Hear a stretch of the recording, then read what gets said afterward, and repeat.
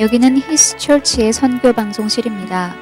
히스처치는 성령님이 주도하시는 사역을 통해 로스앤젤레스에서 땅끝까지 예수님을 증거함으로 주님의 다시 오심을 준비하는 예배와 말씀의 공동체입니다. 많은 은혜를 받으시기 바랍니다.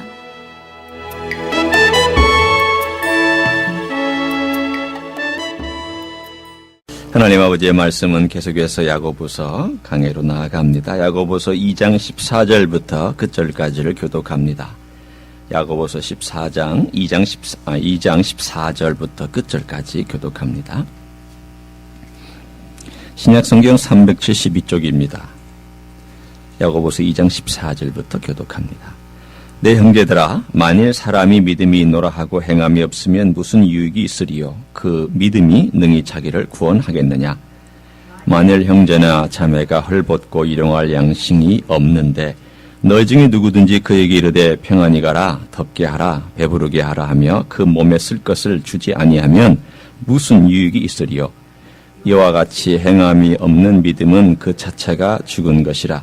어떤 사람은 말하기를 너는 믿음이 있고 나는 행함이 있으니 행함이 없는 네 믿음을 내게 보이라. 나는 행함으로 내 믿음을 네게 보이리라 하리라. 네가 하나님은 한 분이신 줄을 믿느냐? 잘하는도다. 귀신들도 믿고 떠느니라. 아, 허탄한 사람아, 행함이 없는 믿음이 헛것인 줄을 알고자 하느냐? 우리 조상 아브라함이 그 아들 이삭을 제단에 바칠 때에 행함으로 의롭다 하심을 받은 것이 아니냐? 내가 보거니와 믿음이 그 행함과 함께 일하고 행함으로 믿음이 온전하게 되었느니라. 이에 성경에 이른 바 아브라함이 하나님을 믿으니 이것을 의로 여기셨다는 말씀이 이루어졌고 그는 하나님의 벗이라 칭함을 받았나니 이로 보건대 사람이 행함으로 의롭다 하심을 받고 믿음으로만은 아니니라. 또 이와 같이 기생 라합이 사자들을 접대하여 다른 길로 나가게 할 때에 행함으로 의롭다 하심을 받은 것이 아니냐 같이 읽습니다. 영혼 없는 몸이 죽은 것 같이 행함이 없는 믿음은 죽은 것이니라. 아멘. 우리 박정옥 권사님이 풍선 아트를 잘 하시죠? 가끔 우리가 행사가 있을 때 카페에 풍선을 가지고 이 모양 저 모양으로 잘 갖다 놓으세요. 그 풍선을 잘 불어놓으시지만 풍선이 만약에 인격이 있고 말을 할 수 있다면 제일 무서워하는 대상이 뭘까요? 풍선이 제일 무서워하는 거. 뾰족한 침이죠. 그렇죠? 네. 아마 풍선이 제일 벌벌벌 떠는 것. 가까이 오지 마세요. 내 곁에 있지 마세요 할 만한 대상은 아주 뾰족한 침일 것입니다. 풍선이 크기와 상관이 있을까요? 나는 풍선인데 내 몸집이 크니까 나는 뾰족한 침 별로 겁내지 않는다. 그럴 수 있을까요? 아니요. 크기와 상관없어요. 바람이 많이 있는 것과 바람이 좀 빠져 있는 것과 상관이 있을까요? 예, 크게 상관없어요. 물론 바람이 더 빵빵하면 더 잘 터져요. 오히려 바람이 빠져 있는 것은 좀 터뜨리기가 쉽지는 않아요. 여러분, 율법은 꼭 풍선 같습니다. 율법과 자기의 의, self-righteousness라고 얘기하는 자기의 의는 풍선과 바람하고 똑같습니다. 이 풍선 안에 자기의 의를 가지고 바람을 많이 집어넣으면 집어넣을수록 뾰족한 침에 의해서 더 크게 터지고 조금 자기 의가 덜 들어간 사람은 역시 터지긴 터지죠. 아니면 바람이 빠지죠. 역시 터지는 건 마찬가지입니다. 이게 뭘 의미할까요? 이 뾰족한 침은 율법 하나를 어긴 거를 말하고 있습니다. 우리는 율법 하나를 어긴 거를 아주 사소하게 생각하는 경향이 있습니다. 아, 율법 하나쯤 어긴 것이지 내가 다 어긴 건 아니지 않느냐고. 하나님의 법이 매 이렇게 많은데 수만 가지가 있는데 그중에 하나 어긴 걸 가지고 뭘 그렇게 난리를 치고 내가 죄인이라고 얘기를 하느냐고 우리는 그렇게 말하곤 합니다. 그러나 그 원칙은 어떤 걸까요? 뾰족한 침 하나 가지고 이렇게 똑 구멍 하나 낸 거하고 똑같은 원리입니다. 하나님의 말씀은 뭐라고 말씀하시는가 하면 우리가 지난주에 함께 나눴던 말씀을 제가 오늘 같이 연결하기 위해서 이 예화를 듭니다. 뭐라고 말씀하셨냐면 율법이 많이 있는데 그 많은 율법 중에 단 하나만 어겨도 너는 죄인이다. 그리고 그 죄는 가벼운 죄가 아니다. 라고 지난 시간에 성경은 말씀을 하셨습니다. 그런데도 불구하고 이거보다도 더 심각한 문제가 있습니다. 그게 뭘까요? 율법을 하나만 어겨도 다 어기는 건데 지난 시간에 우리가 나눴던 그 율법 그러니까 여러분이 생각이 그건 구약적인 거 이렇게 생각하시지만 그냥 말씀으로 생각하세요. 말씀. 하나님의 말씀. 그 최고의 율법, 최고의 말씀이 무엇이었습니까? 여러분 기억나세요? 지난 시간에 로열 러라고 얘기하는 왕이 준 법, 왕의 법, 총체적인 법, 가장 프라임한, 가장 모든 것을 총괄하고 가장 상위에 위에 있는 제일 상위법. 우리가 흔히 스프림 코트라고 얘기할 때는 대법원을 얘기하는 그 대법원과 같은 가장 상위의 이 법. 이것이 뭘까요? 2장 8절에 말하기를 너희가 만일 성경에 기록된 대로 내 이웃 사랑하기를 내 몸과 같이 하라 하신 최고의 법을 지키면 잘하는 것이거니와 라고 말씀을 했어요. 그러면 이 최고의 로얄 러는 뭐냐면 다른 것이 아니라 내 이웃을 내 몸처럼 사랑하라 이거예요. 그러면 요거 하나 어기면 어떻다는 뜻이에요? 사실은 다 어긴다는 뜻이에요. 왜? 최고의 법, 모든 법들을 다 망라하고 있는, 다 포함하고 있는 요거 하나를 딱 어기면 나머지는 자동적으로 어기는 셈이다. 그 뜻이에요. 이건 단순히 침 하나 가지고 풍선을 터뜨리는 정도가 아니라 왕창 그냥 폭탄을 가지고 이 풍선을 터뜨린 것과 똑같은 그러한 결과를 맞이하는 것이다. 라고 사실은 이 말씀을 우리들에게 전해주셨고 지금도 사실은 그거의 연결선상에 놓여져 있습니다. 여러분, 이것은 우리들에게 너는 죄인이다라고 우리를 정죄하기 위해서 주시는 말씀일까요? 물론 그 부분도 없지 않아 있습니다. 그러나 중요한 것은 우리에게 경고하시기 위해서입니다.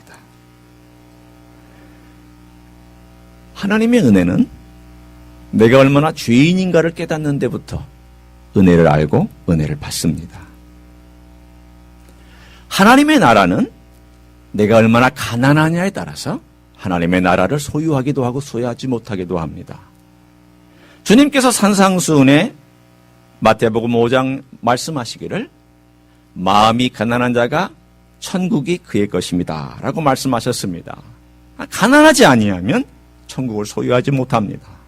내가 마음이 부자면 하나님 나라 필요 없습니다. 내 돈 가지고 살고 내 권력 가지고 살고 내 하고 싶은 대로 살지 굳이 하나님과 예수님을 내가 왜 찾겠습니까? 가난하면 내가 의지할 게 없어요. 돈도 없고 백도 없고 가진 거 없으니까 하늘 바라보고 하나님 바라보고 의지하며 살아요. 그러다 보니까 하나님 나라가 그 마음속에 와 있게 되는 거죠. 마찬가지예요. 내가 하나님 그분 앞에서 얼마나 죄인이냐를 알면 하나님의 은혜를 필요로 해요. 내가 얼마나 하나님의 법을 어기는가를 깨달으면 하나님의 용서를 구해요. 십자가 앞에 나와요. 예수 그리스도가 얼마나 필요한지를 알아요. 내가 죄인인 줄 모르면 은혜 있어도 되고 없어도 돼요. 왜 많은 그리스도인들이 이 땅에 살아가면서 하나님의 은혜를 그렇게 찾지 않느냐? 단적으로 말씀드립니다. 내가 진정 얼마나 죄인인가를 모르기 때문입니다. 하나님의 은혜를 진짜 진심으로 찾는 사람은 어떤 사람이냐? 내가 진짜 얼마나 추악한 죄인인가를 알고 있는 사람이기 때문입니다. 거기에 달려 있습니다. 오늘 여기 나와 있는 이 내용도 똑같습니다. 어떤 사람이 행함이 있다 없다 믿음을 가지고 얘기하는데 오늘 하나님 아버지의 말씀을 들은 다음에 이 말씀을 들은 다음 어떻게 반응을 보이느냐가 그 사람의 진짜 믿음이라는 거예요. 말씀을 들었다가 중요한 게 아니라 들은 다음 이 말씀을 어떻게 받아들여서 어떤 반응을 보였느냐 그것을 가지고 오늘 14절부터 끝절까지 네가 진짜 참 믿음을 가지고 있느냐 아니면 거짓 믿음을 가지고 있느냐를 판가름하고 있습니다. 여러분 참과 거짓이란 말을 우리가 쓸 때에 한때 유행했던 말이 있어요. 여러분이 오리지널 이란 말이 있었고 가짜를 뭐라고 그랬습니까? 가리지널 그런 말이 있었습니다. 이 가짜는 흔히 말하는 페이크예요. 이미테이션이에요. 모조품이에요. 아주 그럴싸해요. 그러나 진짜가 아니에요. 어떨 때는 이 모조품이 더 진짜를 몰아낼 때도 있어요. 어떤 사람의 눈에는 진짜를 보지 못하는 사람의 눈에는 모조품이 진짜를 몰아내는 경우도 있어요. 실제로 우리가 잘 알고 있는 이런 미술관들 많이 있잖아요. 여기에는 뭐 놀턴 사이먼도 있고 또 저기 가면은 우리가 잘 알고 있는 그런 아주 유명한 그 곳도 많이 있는데 그 사람들 가운데 최고로 연봉이 높은 사람들이 뭐 하는 사람인 줄 아세요? 진짜와 가짜를 구분하는 판별사들이 아주 연봉이 높아요. 그런데 이 사람들도 어떨 때는 진짜 가짜를 가지고 헤매요. 어떤 책에 그런 얘기가 나오더라고요. 어느 날 진품, 아주 멋있는 진품이 그리스에서 발견됐다는 보고가 나와서 그걸 일단 가져왔대요.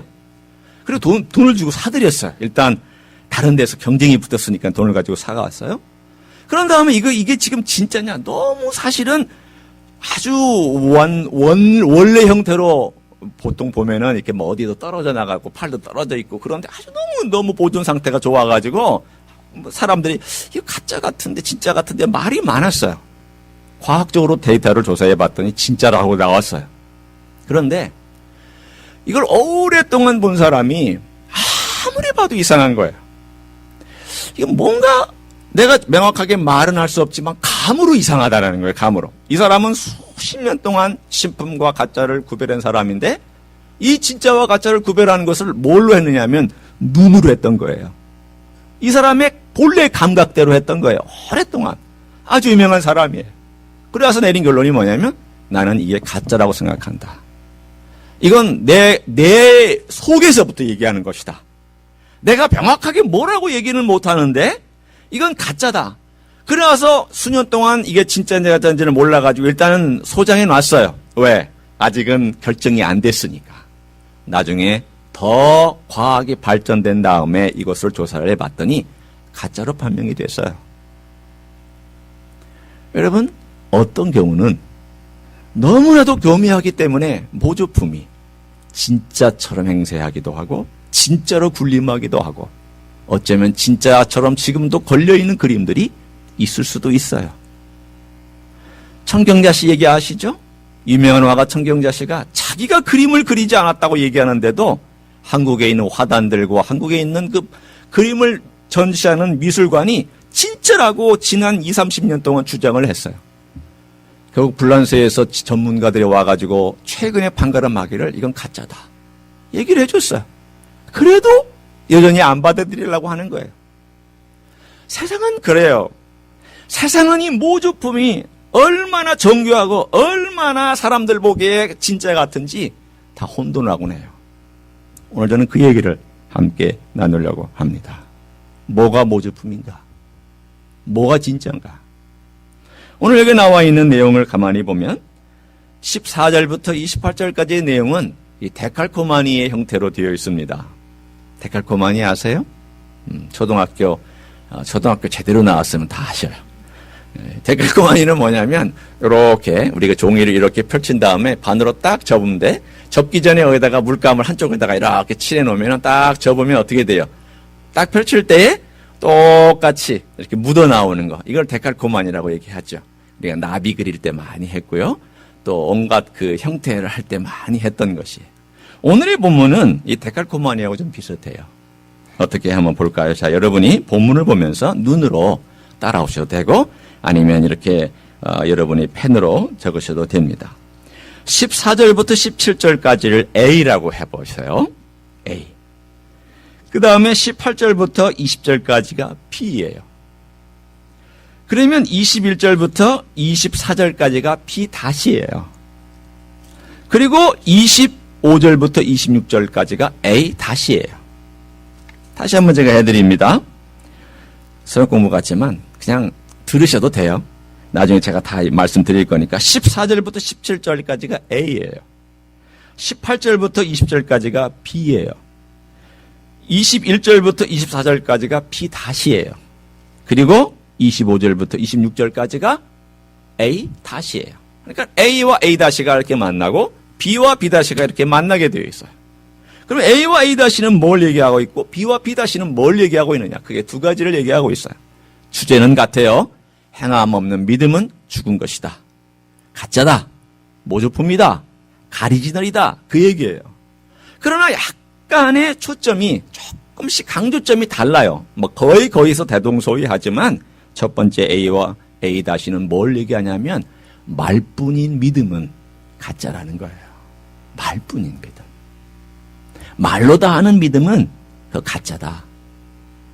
오늘 여기 나와 있는 그 말뿐인 믿음이 어떤 내용이 들어있느냐 한번 보세요. 14절에 보시면 내 형제들아 만일 사람이 믿음이 있노라 하고 행함이 없으면 무슨 유익이 있으리요? 그 믿음이 능히 자기를 구원하겠느냐라고 크게 던져놓고는 그 다음 만일 형제나 자매가 헐벗고 일용할 양식이 없는데 너희 중에 누구든지 그에게 이르되 평안히 가라 덥게 하라 배부르게 하라 하며 그 몸에 쓸 것을 주지 아니하면 무슨 유익이 있으리요? 이와 같이 행함이 없는 믿음은 그 자체가 죽은 것이라. 오늘 여기에는 이 행함이 없는 믿음의 특징을 가만히 살펴보면은요 말로 다 하는 거예요. 행동은 전혀 따라가지 않으면서 말로 아프시겠어요. 힘드시겠어요. 그리고 죽도 한 번도 안 쓰다 줬어요. 자, 이 양해하고 들으세요. 여러분이 그렇다는 게 아니고 지금 제가 여러분의 삶에 좀 리얼하게 이해하기 위해서 하는 거예요. 그리고 어떤 사람에 대해서 얘기했어요. 병원에 입원하고 나니까 어떻게 병원에 입원하셨어요? 정말 힘드셨겠어요.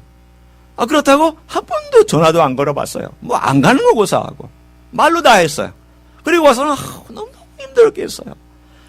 만약에 그분이 한 번도 기도도 안 해주고 한 번도 전화도 안 해주고 한 번도 안 하고 말로 다 한, 차라리 말이나 안 하면 어떠면 좋을지도 몰라요. 그냥 말로 다 하고 있는 지금 요 행태를 습관적으로 했다고 칩시다. 우리가 어쩌다 한 번은 그럴 수 있어요. 우리가 그럴 수 있죠. 바쁘게 살다 보면은 못 갈 수도 있고 내 어떤 문제가 너무 심각해서 나 혼자 그냥 코가 석자여서 그렇게 살아갈 수 있어요. 그러나 그게 삶의 패턴이면 그 가짜라는 거예요. 오늘 여기 나와 있는 이 문제는 뭘까요? 이런 말 많은 그리스도인, 이 말 많은 그리스도인은요 2000년 전이나 지금이나 똑같네요. 그렇죠? 그리스도인들 말 많다고 얼마나 말이 많습니까? 그래서 이 그리스도인들이 말이 하도 많으니까 그리스도인들 보고 늘 죽으면은 어디만 천당 간다고요? 입만 천당 간다고 그랬고 또 한 번은 또 그리스도인이 죽어 물에 빠지면 또 붕어하고 입만 가지고 또 얘기한다고 얘기하고 있어요. 그리스도인들 보고 놀리는 말이 많아요. 사실은 이 놀리는 말을 가만히 듣고 있으면 한편으로는 어떤 면으로는 옳다라는 생각을 해요. 우리가 너무 많은 말을 하고 너무 많은 설교를 듣지만 행함이 없다는 것을 세상 사람들이 너무 잘 알고 있기 때문입니다. 오늘 사실 이 부분을 우리가 가만히 살펴보면서 이게 현대교회의 문제가 아니라 2000년 전에 교회가 탄생하면서부터 생겨났던 문제구나. 이게 우리 그리스도인이 고질적인 약점이구나. 고질적인 약점 뭘 말하는 걸까요? 위선. 말과 행실이 같이 가지 아니하고 말은 이렇게 가는데 행실은 이렇게 가는 이 위선에 대하여 오늘 야고보 사도는 아주 통렬하게 그 당시의 사람들에게 말하고 있는 내용입니다. 그럼 말뿐인 내용일까요? 아니요, 그것뿐만을 얘기하는 건 아니에요. 뭘 얘기하냐면 내가 하고 싶은 것만 하고 내가 하기 싫은 거 안 하는 거, 내가 사랑하고 싶은 사람만 사랑하고 내가 미워하거나 싫은 사람은 사랑하지 않는 것도 역시 여기에 해당이 돼요. 왜 그럴까요? 내 원하는 것만 하는 것은 내가 말하는 것과 똑같은 거예요. 내가 하고 싶은 대로만 행하는 것, 이것도 역시 주님의 말씀을 그대로 듣고 오늘 우리가 얘기했죠? 내 사랑, 내 이웃은 다 포함됩니다. 미워하는 사람도 포함되고 나에게 손해를 준 사람도 포함되고 내가 싫은 사람도 포함되고 내가 별로 기분 좋아하지 않는 사람도 포함된 내 이웃을 내 몸같이 사랑하라는 이것을 내가 하지 않으면 어떻게 되는 거예요? 믿음이 없는 거예요. 이게 참 심각하네요. 그렇죠? 아니, 목사님은 크리스마스인데 좀 좋은 얘기 좀 들려주시지. 왜 이렇게 심각한 얘기를 들려주시고 그런 얘기를 하시냐고 아마 여러분이 얘기할지 모르겠어요. 그럼 먼저 심각한 얘기를 한번 들을 필요가 있어요. 우리가 주님 앞에서 정말 주님도 이렇게 행하셨다면, 주님도 말로만 다 하셨다면 이 땅에 오실 필요 없습니다. 크리스마스 뭐로 있습니까? 우리는 크리스마스를 보면 화려하고 찬란한 불빛이 있고 금빛으로 여기 보면은 우리 성도들이 만들어 놓은 것들이 이게 금빛으로 이제 딱 칠해가지고 다 걸려 있어요. 제가 만든 것도 요 아래 있어요. 참고로. 예, 금빛으로 빛나고 크리스마스 생각하면 금빛과 찬란함과 또 아름다운 거지만 여러분 그 안에 내면을 이렇게 우리가 살펴보면 이 찬란함 뒤에 내면에는 죽음이 있어요. 크리스마스는 죽기 위하여서 오신 예수 그리스도의 날이에요. 예수님이 말로 다 하셨다면 천사시키시죠. 왜? 야, 내려가서 이거 다 해라. 천사 다 시키면 돼요. 천사에게 명령하시면 돼요. 하나님이 뭐가 아쉽고 예수님 뭐가 아쉬워서 직접 자기가 손해를 입으시고 자기가 이 땅에 인간으로 와서 답답한 인간의 옷을 뭐로 입으셨어요? 인간의 옷이 답답하다고 생각해 보신 적이 있으세요? 건강한 사람은 잘 모를 수 있어요. 뒤에 우리 청년들은 모를 수 있지만 답답하다고 느낀 때는 언제 여러분 답답하다고 느끼세요? 병원에 입원해서 수술 받고 나서 아팠을 때, 힘들 때, 지칠 때 육체가 그렇게 무겁다는 것을 알아요. 육체가 그렇게 답답하다는 것을 그때 깨달아요. 야, 이 육체라는 게 그렇게 연약하고 답답하고 힘든 거구나. 아, 좀 날아갔으면 좋겠다. 뛰어갔으면 좋겠다. 운동했으면 좋겠다. 걸어갔으면 좋겠다. 아니, 그냥 내 발로 내가 좀 걸어 다녔으면 좋겠다라고 생각할 때가 있어요. 주님, 뭘 이런 육체를 입고 이 땅에 오셨을까요? 만약 말로 다 하실 수 있으면 우리 주님은 말씀으로 다 하시지 않았어요. 말씀하고 행동하셨어요. 사랑한다라고 말씀하시고 몸으로 보여주셨어요. 하늘에서 내가 너를 사랑한다. 내가 인자와 긍휼이다. 내가 너의 모든 일들을 다 돕고 있다. 말씀만 하지 아니하시고 약속한 대로 이 땅에 내려오셔서 하나하나를 다 지켜주셨고 심지어는 십자가에 올라가시기까지 이 성탄의 모든 메시지를 가지고 우리를 위해서 기꺼이 그 길을 가셨던 것은 말씀으로만, 말로만 하신 분이 아니라 행동으로 그분의 사랑과 그분이 어떤 분인가를 보여주셨잖아요. 그렇다면 기독교는 말뿐이 아니에요. 말로만 될 수 있는 건 절대 아니란 말이죠. 이 말로만 되는 이 부분에 관하여서 우리 기독교가 고백과 행동의 이 관계를 얘기하고 있는 것과 똑같습니다. 저 고백했습니다. 전 예수 그리스도를 구주라 고백했습니다. 그래서 저는 믿는 사람입니다. 그럼 뭐라고 얘기하는 걸까요? 야고보 사도는 너 고백했느냐? 너 그렇으면 이 고백에 따른 삶의 변화가 있느냐? 분명한 변화가 있느냐? 변화 없으면 너는 가리지날이다라는 거예요. 너 삶에 분명한 행동의 변화가 있느냐? 있으면 진짜고 없으면 가짜라는 거예요. 여러분, 이것은 무서운 삶의 도전이기도 하고 격려이기도 합니다. 아, 그렇구나. 진짜는 뭔가 역사하는 힘이 있구나. 진짜 생명은 뭔가 강력하게 내 안에서 죽어나는 능력과 힘이 있구나. 소망이 있구나. 꿈이 있구나. 일어서게 하시는구나. 어려운 과정을 겪으면서 뭔가 붙들게 하시는구나. 이게 능력이고 이게 하나님의 역사구나. 그러나 동시에 가짜는 흉내만 내는구나. 열매가 없구나. 이것은 모양만 있는 것이구나. 사도 바울의 표현을 들어 얘기하면 경건의 능력은 없고 모양만 있는 빈 깡통이라는 말씀이에요. 오늘 그 이야기를 하면서 14절부터 10절까지 A를 나눈 다음에 A-로 넘어가 봐요. 자, A-가 어디냐면 맨 끝에 25절과 26절입니다. 여기 라합의 얘기가 나옵니다. 여러분 라합의 얘기 아세요? 아시죠? 라합은요, 두 정탐꾼이, 여호수아가 보낸 주 정탐꾼이 이 여리고성에 왔을 때에 그 두 정탐꾼을 숨겨준 여인이에요. 이 사람을 기생이라고 표현하고 있는데 그 당시에 이 기생이란 표현이 정말 기생인지 아닌지 이거에서는 학자들 간의 의견이 나눠지고 있습니다. 그러나 이 사람이 그 당시에 여인숙을 했다는 것은 맞아요. 조선시대로 말하면 주막집이에요. 그러나 주막집의 주모가 어떤 의미에서 보면은 신분이 낮죠. 그리고 삶도 사실은 어떤 의미에서 보면은 그 주막에서 머무는 사람들의 음식 팔고 술 팔고 때로는 자기의 몸도 어떤 의미에서 보면은 잘 견지하지 못할 수도 있는 그런 여인이기도 했을지도 몰라요. 그래서 성경은 이 사람을 말하기를 기생이라고 얘기한 것 같기도 해요. 우리는 정확히 그 내면은 모르지만 이 사람이 여행객들이 머물 수 있는 그러한 여인숙을 그 당시에 여리고성에서 유지하고 있었던 사람이었어요. 그러니까 바깥에서 와서 그 성에서 하루를 머물던 두 사람이 그 집에 거기 들어갔단 말이에요.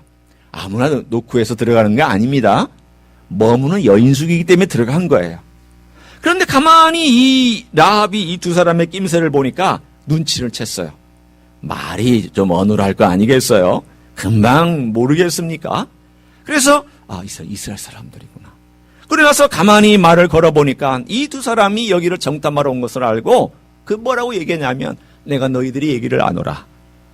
하나님이 너희들 향해서 어떤 약속을 했으며 지난 40년 동안 광야에서 어떻게 행하셨고 너희들이 요단강을 건널 때 어떤 기적이 일어난지를 내가 들었다. 우리도 들었다. 그리고 우리는 이것 때문에 간담이 서늘해져서 녹아있다. 그러나 나는 하나님의 약속을 믿는다. 너희 민족에게 하나님께서 이 약속을 행하실 것을 나는 분명히 믿는다. 그러므로 내가 너희를 숨겨줄 테니 너희를 나에게 약조해라. 나와 내 아버지 집을 살려준다고 약조해라. 나도 이 약속한 것을 분명히 지키겠다.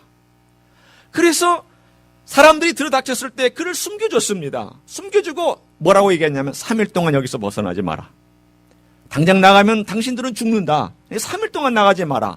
그래서 3일 동안 그들을 숨겨주고 나서 떠날 때에 그 줄을 따라서 그들을 안전하게 대피해주고 나중에 그가 구원받는 놀라운 역사가 출애굽기 2장부터 7장에 걸쳐서 물론 다 나오진 않지만 2장에 나오고 나중에 여리고성에 함락되는 6장에 거기에 그 이야기가 등장해서 나옵니다. 이 사람은 누구냐고요? 살몬이라는 그 두 청년 스파이의 한 사람하고 나중에 결혼을 합니다. 참 로맨틱한 스토리죠. 이 로맨틱한 스토리 그 살몬하고 이 라합하고 결혼해가지고 누구를 낳느냐? 보아스를 낳습니다. 보아스는 누구냐? 다윗의 할아버지입니다. 그러니까 이 역에 나오는 이 라합의 믿음은 누구에게로 지금 전승되고 있는 거예요?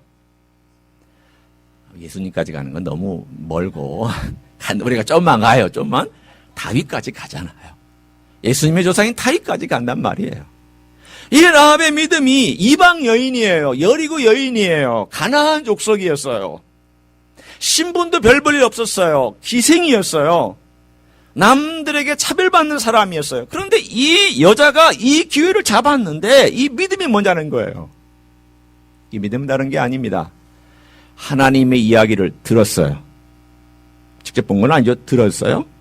두 번째, 하나님의 약속을 믿었어요. 세 번째, 그리고 자기 목숨과 가족의 목숨을 걸고 스파이를 도와줬어요. 이 세 가지 요소 중에 행동이 어디 있습니까? 세 번째 있잖아요. 세 번째.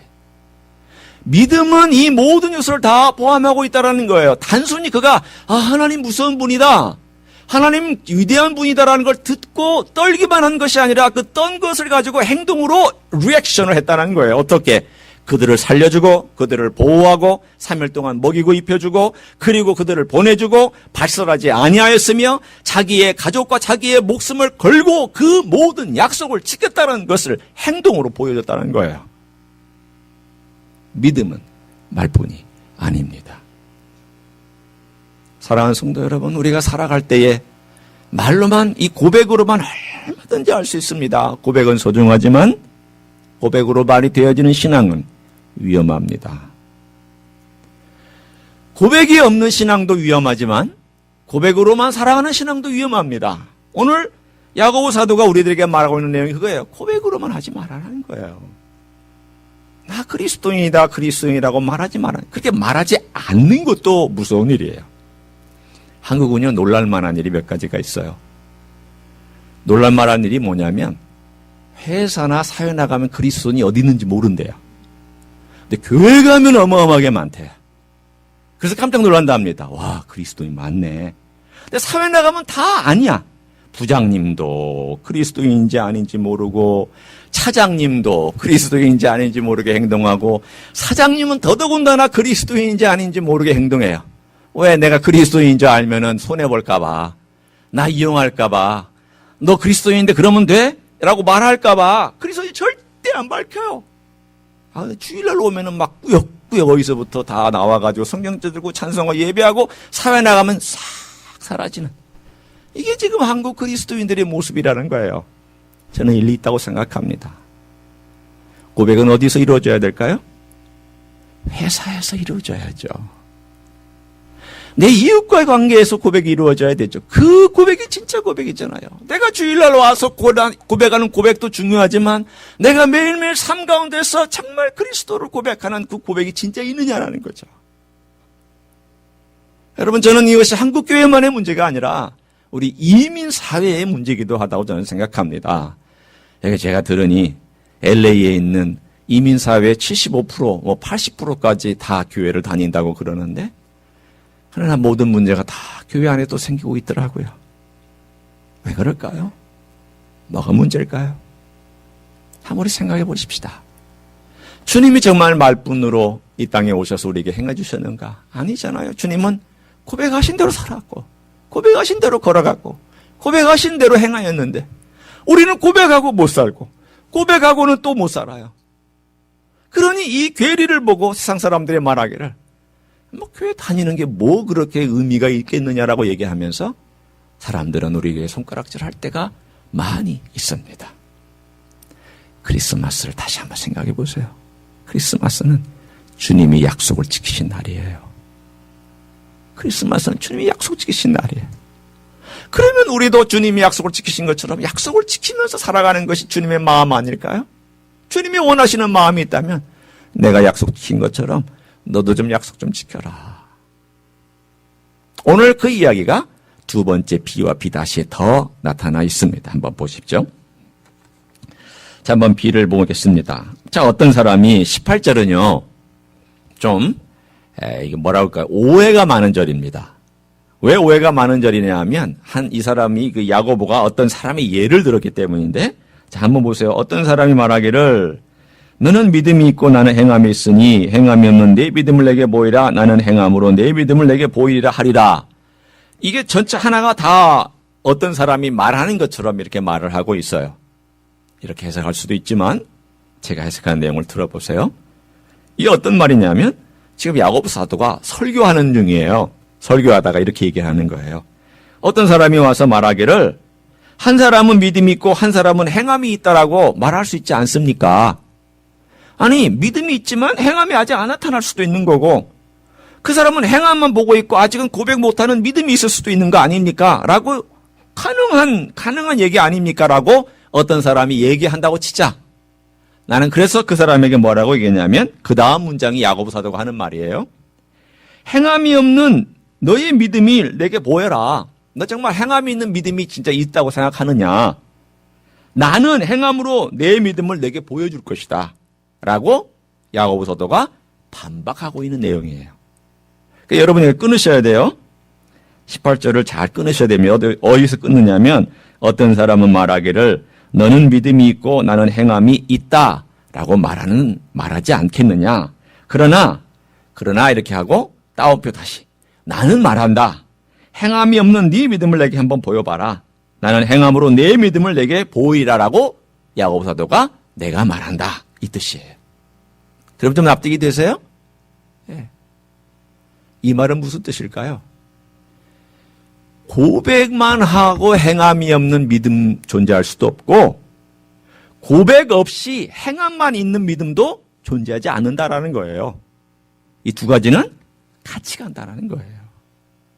그러면서 어떤 예를 드냐면 19절에 귀신의 예를 듭니다. 여러분 귀신들도요. 하나님이 한 분인 줄 알아요. 아는 것만이 아니라 귀신들은 떨어요.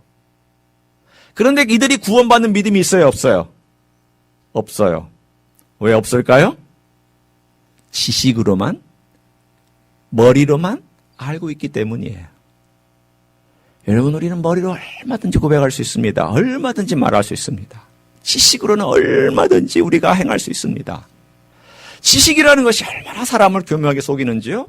내가 듣고 알면 내가 믿는다고 생각하는 경향이 있어요. 내가 설교를 많이 들으면 그 설교가 나와 같다고 생각해요. 여러분, 한국 교회에, 큰 교회, 유명한 교회에 다니는 성도들의 특징이 뭔지 아세요? 거기 유명한 목사님들이 예를 들면 어떤 영적인 부분이나 이런 부분이 있으면 자기를 똑같이 아이덴티파이 해요. 나도 그분하고 똑같이 생각해요. 그건 아니에요. 그건 잘못된 거예요. 오히려 정말 좋은 작은 교회에서 신실하게 주님을 섬기는 교인들이 더 많을 수 있어요. 큰 교회의 화려함과 큰 교회의 그 분위기와 큰 교회의 그 묻어감과 큰 교회 안에서 적당히 살아도 됨과 큰 교회 안에서 내 진짜 모습을 보지 못하는 이런 것들이 묻어가면서 그냥 그렇게 살아가는 자체가 내 삶 가운데서 그냥 괜찮다라고 생각하는 경향이 있어요. 제가 한국에서 22년 동안 목회하면서 느꼈던, 한국은 여전히 그렇구나. 여러분, 제가 죄송한 얘기, 참 마음에 안 든 얘기, 불행한 얘기를 하나 전해드리고 싶어요. 뭐냐면, 한국의 성결교, 감리교, 장로교 다 신사참배했어요. 다 했어요. 대부분 다 했어요. 그리고 이 신사참배에 대하여서 그냥 존경심이라고 얘기를 했어요. 그러나 신사참배는 정말 잘못된 거죠. 그거는 우상을 숭배한 거예요. 대부분이 다 거기에 한 98, 9%가 다 절했어요. 안한분 주기철 목사님, 손양원 목사님, 몇몇 지금의 흔히 말하는 부산과 경남을 중심으로 있었던 고신파를 제외하고는 대부분 다 절했어요.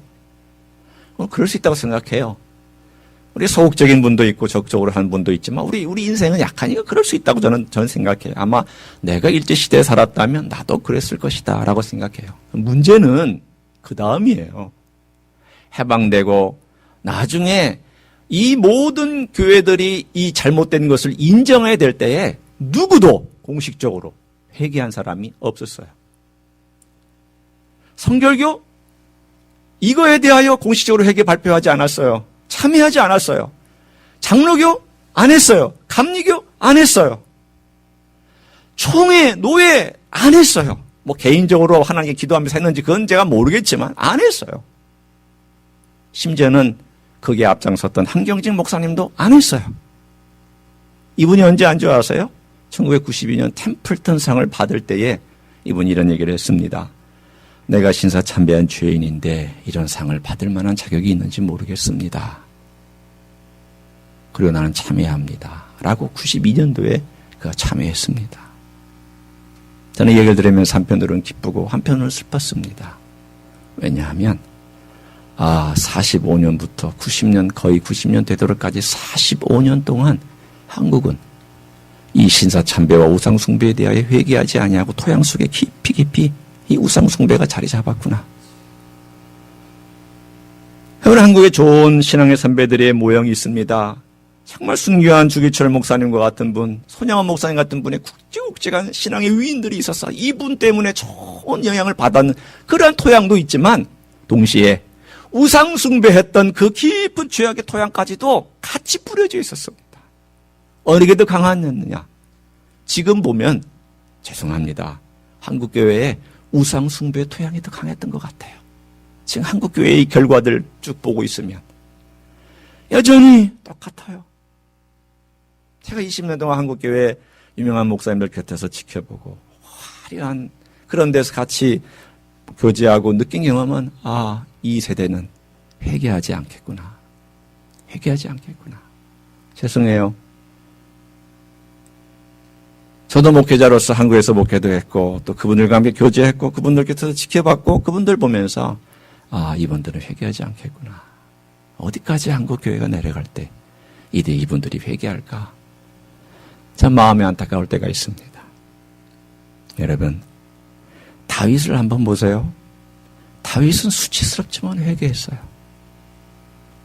그런데 많은 목회자들은 수치 때문에 회개를 안 하더라고요. 그리고 고백도 잘 안 해요. 발표도 안 해요.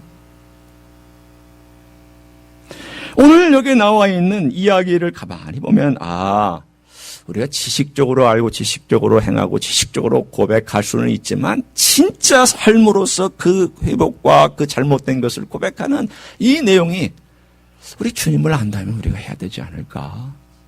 우리가 잘못된 것에 대하여 정말 철저하게 회복하고 그 회복을 위해서 우리가 참여하고 잘못된 것을 인정해야 되지 않을까? 근데 왜 이렇게 안 할까?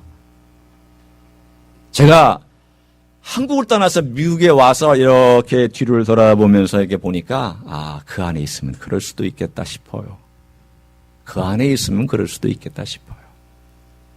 저는 그래서 한편으로는 참 감사한 마음이 있어요. 제가 미국에 와서 지난 2, 3년 동안 하나님, 제가 그 무리들과 흐름 가운데 이렇게 어떻게 해서 빠져나왔든 간에 여러분이 과정을 좀 들으셔서 알지만 나와서 내가 이렇게 있어서 뒤를 돌아다보고 이 흐름과 이 어떻게 될까 하는 걸 가만히 나름 제3제 입장으로서 이렇게 객관적으로 볼 때 하나님, 저도 그 무리 가운데 있었다면 그 분위기 속에서 그럴 수도 있겠네요.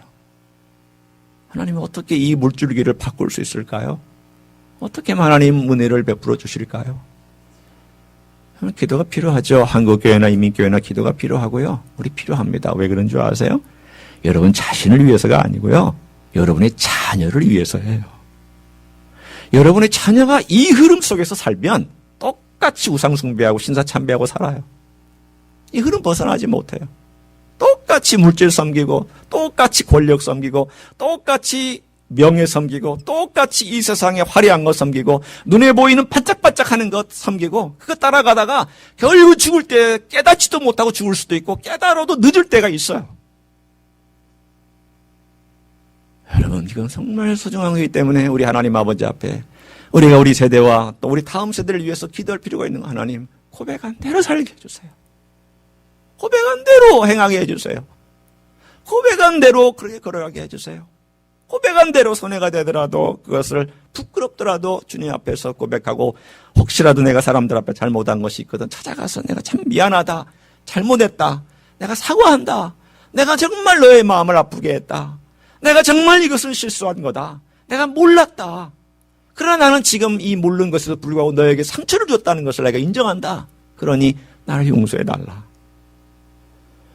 고백과 삶이 같이 가는 삶, 얼마나 귀중한 건가요? 오늘 아브라함이 예도 들었잖아요. 여러분 거기 오해하지 마세요. 아브라함이 행함으로 의롭다함을 얻었다라는 것을 그대로 들으시면 안 돼요. 그 말은 말씀을 여러분이 변질시키라는 얘기 아니에요. 이 의미가 뭐냐는 거예요. 27절 한번 보세요. 우리 조상 아브라함이 그 아들 이삭을 제단에 바칠 때 행함으로 의롭다 하심을 받은 것이 아니냐. 여기는요, 의롭다함을 받은 것을 하나님께서 증명해 주셨다라는 거예요. 또는 그의 행함이 증명했다라는 거예요. 이렇게 변화시켜서 약간의 이 의미를 집어넣으면 돼요. 우리 조상 아브라함이 그 아들 이삭을 제단에 바칠 때 행함으로 의롭다 하심을 증명해 준 것이 아니냐, 그 뜻이에요. 왜냐하면 그 뒤에 보면 또 나와요. 설명하고 있잖아요. 23절에 성경에 이른 바 아브라함이 하나님을 믿으니 이것을 의로 여기셨다는 말씀이 이루어졌다. 이거 창세기 15장이에요. 아브라함이 아들을 바친 것은 창세기 몇 장일까요? 제가 성경 공부 시간에 이거 외우셔야 된다고 얘기를 했는데 22장이에요. 15장과 22장은 적어도 30년의 차이가 있어요. 그러면 아브라함이 믿음으로 의롭다 하심을 여겼어요? 행동으로 의롭다 하심을 여겼어요? 믿음으로 여겼어요. 성경 분명히 믿음으로 그를 의롭게 여기셨거라고 창세기 15장 6절에 나와요. 거기에는 어떤 행동을 했기 때문에 내가 행동이라는 건 나오지 않아요. 그러나 오늘 여기 의미는 뭐냐면 이 사람의 믿음이 진짜인 것을 그 다음에 행동들이 다 보여줬다라는 거예요. 마치 손을 보면 손의 이 겉모양과 손의 이 안이 같이 가는 것처럼 그 사람이 하나님 아버지를 믿었다라고 하는 것은 그 사람의 행동으로 다 드러나 있다라는 것을 말하고 있어요. 뭘 다시 얘기하는 걸까요? 계속 반복하고 있잖아요. 믿음은 행함과 같이 간다. 행함이 없는 믿음은 그 믿음은 고백만 있는 것이 진짜가 아니다. 그러니 너 지금 열매가 있는지를 한번 확인해라. 변화 있느냐? 인격의 변화가 있느냐? 삶의 가치의 변화가 있느냐? 하나님에 대한 분명한 확신의 변화가 있느냐? 너의 삶의 변화가 있는지 한번 확인해봐라 라고 우리들에게 도전해주고 있는 말씀입니다. 한 얘기를 하고 오늘 말씀 마칠까 합니다. 여러분이 월남 이상재 선생님을 아는지 모르겠습니다. 월남 이상재 선생님은 1927년, 8년경에 돌아가신 분이에요. 구한말 그리고 일제시대 때 우리 민족을 위해서 일했던 일종의 독립운동가이기도 하고 정말 순수한 하나님의 사람이기도 했던 사람이에요. 이 사람이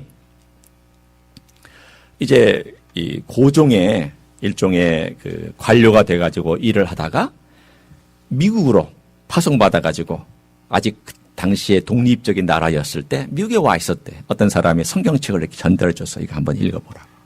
조금 읽어보더니 에이 이 요망한 책이구만 하고 더 집어 던져버렸어요. 그리고 다시 한국에 이제 귀국을 했어요. 조선 땅에. 그리고 이제 독립을 위해서 일한다고 독립협회를 만들고 독립운동을 했고 독립문, 지금 서대문에 있는 독립문 아시죠? 독립문을 세웠던 사람이에요. 월남 이상재 선생님이. 그래가지고 이것 때문에 그가 감옥에 들어갔어요. 감옥에 들어가가지고 그때가 1902년, 3년경이에요. 일제가 막 이제 뭔가 압박을 가하고 청나라도 막 압박을 가하면서 시끌시끌하고 나라는 거의 주권을 상실할 때 그가 이제 감옥에 들어가서 있던 그때에 어느 날 성경을 읽고 싶다라는 마음이 있어서 그 당시에 그 감옥에 들어와 있었던 이승만 우리 그 초대 대통령도 거기 감옥에 있었고 다 감옥에 그런 사람들이 많이 들어와 있었어요. 성경을 읽기 시작을 했어요. 성경을 읽기 시작을 했는데 어느 날 꿈속에 그분의 고백이 이래요. 제가 읽어드릴 테니까 들어보세요. 어느 한 하늘의 존재가 나타났어요. 그러니 그 존재가 뭐라고 얘기했냐면 내가 너에게 믿을 수 있는 기회를 2번 주었거늘 그때마다 거절하였다. 그래도 네 생명을 보존하여 이곳에 두었고 이번이 마지막으로 너와 내 민족이 진보할 수 있는 기회를 다시 주노라. 이걸 듣고 이게 무슨 꿈일까 싶어가지고 이 말씀을 대하는 그의 자세가 갑자기 달라졌어요. 처음에는 감옥에서 심심하고 호기심 때문에 읽다가 그 꿈을 꾼 다음부터는 이 말씀에 대해 막 두려워지기 시작하고 마음의 떨림으로 이 말씀들을 막 읽기 시작을 했어요. 그리고 나서 얼마 지나지 않아서 그의 삶 가운데서 대성통곡을 하면서 자기의 삶을 하나님 아버지 앞에 철저하게 회개하는 대회개 역사가 감옥 안에서 있었어요. 그리고 나서 그가 그리스도인이 돼가지고 추록한 다음에 감옥에서 나온 다음에 YMCA 운동을 시작했습니다. 그는 양반이었고요. 그는 정말 고위 관료였어요. 흔히 말하는 정승급의 사람이었어요. 나와서는 그가 모든 것을 다 버리고 청년들과 가난한 자들과 그리고 민중들을 위해서 철저하게 일을 하기 시작을 했어요. 산업공상, 이 신분 무슨 의미가 있느냐 예수 안에서. 그리고 우리가 어떻게 이 민족이 다시 살아가야 되느냐라고 하면서 청년들을 교육하고 청년들을 계몽하고 그리고 민족을 계몽하기 위해서 그는 불철주야 일했어요. 그는 예수 그리스도의 복음을 제대로 안 사람이에요. 예수께서 이 땅에 자신의 신분에도 불구하고 기꺼이 내려와서 사람들을 섬겨주고 가난한 자를 섬겨주고 불쌍한 자를 섬겨주고 병약한 자를 섬겨주고 죄인들을 섬겨주고 홀로 된 자들을 섬겨주고 아픈 자들을 섬겨주고 이게 그리스도의 정신이라면 내가 버리지 못할 게 뭐냐? 내 양반이라는 거? 이게 무슨 의미가 있고 내가 지식인이라는 거? 이게 무슨 의미가 있고 내가 가졌다는 거? 이게 무슨 의미가 있느냐? 그러면서 그는 가장 연약한 사람들과 가장 그 소망을 주기를 원하는 사람들을 위해서 YMCA 청년들의 조직에서 청년들을 계몽하고 젊은 사람들을 계몽하고 꿈을 심어주고 미래를 심어주고 그러면서 이것이 하나님의 나라라고 선언하다가 그는 1927년에 그는 약한 몸 때문에 결국은 돌아가셨던 그때의 10만 명이나 되는 사람들이 그의 장례식에 운집을 했답니다. 얼마나 이분을 존경했는지. 그 당시 10만 명이면 어마어마한 사람들입니다. 여러분, 그리스도를 아는 삶은 이런 것이 아닐까요? 고백으로만 나오는 것이 아니라 진실한 참여를 통하여 예수 그리스도를 고백한 그 똑같이 예수 그리스도의 삶을 그대로 내 삶 가운데서 완벽하지는 않아도 그래도 살아가는 것, 고백과 삶이 같이 가는 삶, 이것이야말로 크리스마스의 정신이죠. 크리스마스는 소망의 날이지만 동시에 도전의 날이기도 해요. 크리스마스는 빛의 시간이긴 하지만 동시에 어둠을 뚫고 올라가는 빛의 그 과정이 쉽지만은 않았다는 것을 우리들에게 말씀하시는 기간이기도 해요. 크리스마스는 우리들에게 주님이 이 땅에 얼마만큼 철저히 다하였는가를 말씀해 주시는 시간이기도 하지만 그 시간이 때로는 아픔과 때로는 수치와 모멸을 동반하는 과정이라는 것을 말씀해 주시기도 해요. 그러나 그 결과는 멋진 것이에요. 그 결과는 아주 멋진 것이에요. 여러분, 당장의 화려함은 오히려 썩음 때문에 화려할 수 있어요. 아까도 제가 말씀드렸습니다. 가짜가 진짜를 몰아낼 수 있고 가짜가 진짜보다 더 값어치를 발휘할 때도 있어요. 그러나 시간이 되면 가짜는 가짜로 밝혀지게 되어 있어요. 누가 밝히실까요? 주님이 밝히세요. 주님이 밝히세요. 여러분, 가짜는 오래가지 못합니다. 가짜는 주님이 하세요. 11시 금복조해도 다 하세요. 화려해도 다 하세요. 진짜는 주님이 하세요. 진짜는 진짜예요. 진짜는 고백이 있고 행함이 있어요. 진짜는 거기에 고백과 변화가 있고 진짜는 그 안에 놀라운 역사가 있어요. 있어야만 하고 있을 수밖에 없고 있을 것이에요. 이런 놀라운 진짜의 삶. 주님 앞에서 그런 삶을 살아가시기를 예수님의 이름으로 간절히 축원합니다. 기도하시겠습니다.